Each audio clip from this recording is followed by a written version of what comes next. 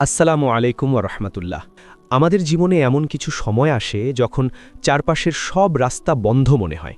অভাব, অনটন আর দুশ্চিন্তা যখন আমাদের ঘিরে ধরে, তখন আমরা ভুলে যাই যে আমাদের একজন রব আছেন যিনি অতি দয়ালু।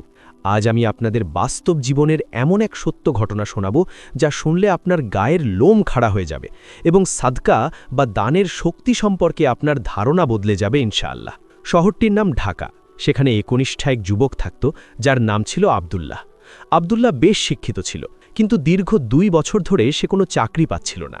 তার ঘরে অসুস্থ বৃদ্ধা মা এবং ছোট একটি বোন ছিল।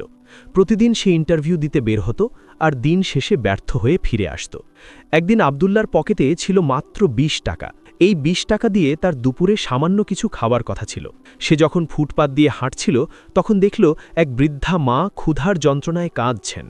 আব্দুল্লাহর নিজের পকেটেও টাকা নেই, ঘরেও চাল নেই, কিন্তু সেই বৃদ্ধার কান্না দেখে আব্দুল্লাহর মন গলে গেল।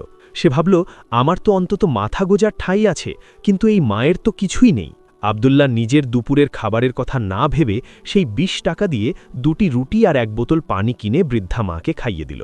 বৃদ্ধা মা তৃপ্তি ভরে খেয়ে আকাশের দিকে হাত তুলে আব্দুল্লাহর জন্য অনেক দোয়া করলেন।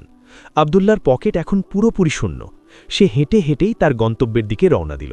ঠিক 2 ঘন্টা পর তার ফোনে একটি অপরিচিত নম্বর থেকে কল আসলো। এটি ছিল একটি নামকরা কোম্পানি থেকে, যেখানে সে 1 মাস আগে ইন্টারভিউ দিয়েছিল এবং প্রায় আশাই ছেড়ে দিয়েছিল। তারা আব্দুল্লাহকে জানালো যে তার চাকরিটি হয়ে গিয়েছে এবং আজকেই তাকে নিয়োগপত্র নিতে যেতে হবে। শুধু তাই নয়, তাকে বেতন হিসেবে যা অফার করা হলো তা ছিল তার কল্পনার বাইরে। আব্দুল্লাহর চোখ বেয়ে পানি পড়তে লাগল। সে বুঝতে পারল কিছুক্ষণ আগে দেওয়া সেই সামান্য 20 টাকার সাদকা আর বৃদ্ধা মায়ের দোয়াই তার বন্ধ ভাগ্যের তালা খুলে দিয়েছে। রাসূল সাল্লাল্লাহু আলাইহি ওয়াসাল্লামের একটি বিখ্যাত হাদিস আমাদের এই শিক্ষাই দেয়। হাদিস নম্বর 1412, যেখানে বলা হয়েছে, সাদকা সম্পদ কমায় না, বরং বাড়িয়ে দেয়। আব্দুল্লাহ যখন তার প্রথম মাসের বেতন পেল, সে তার একটি নির্দিষ্ট অংশ অভাবী মানুষের জন্য আলাদা করে রাখল, কারণ সে নিজের চোখে দেখেছে আল্লাহর রাস্তায় দিলে আল্লাহ কখনো কাউকে খালি হাতে ফেরত দেন না। আব্দুল্লাহর জীবন এখন পুরোপুরি বদলে গিয়েছে। সে এখন সচ্ছল এবং নিয়মিত মানুষের সেবা করে। আমাদের অনেকের মনে হতে পারে যে আমার নিজেরই তো অভাব, আমি আবার কি দান করব। মনে রাখবেন, সাদকা মানে শুধু হাজার হাজার টাকা দান করা নয়।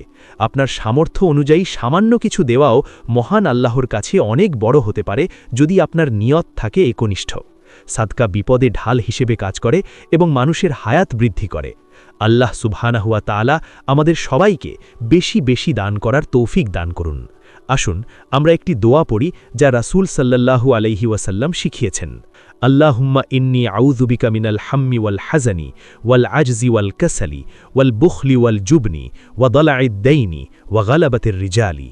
এই সত্য ঘটনা থেকে আমাদের শিক্ষা নিতে হবে যে আল্লাহ কখনোই তার বান্দাকে নিরাশ করেন না।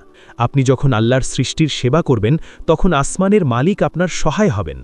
আজকের এই ভিডিওটি যদি আপনার ভালো লেগে থাকে এবং আপনি যদি মনে করেন এটি অন্য কারো জীবনে অনুপ্রেরণা হতে পারে, তবে অবশ্যই শেয়ার করবেন। আপনার একটি শেয়ার হয়তো অন্য একজনের জীবন বদলে দিতে পারে ইনশাআল্লাহ। আল্লাহ আমাদের সবাইকে একনিষ্ঠভাবে দ্বীনের পথে চলার তৌফিক দান করুন এবং আমাদের দান কবুল করুন। আমিন। আসসালামু আলাইকুম ওয়া রাহমাতুল্লাহ।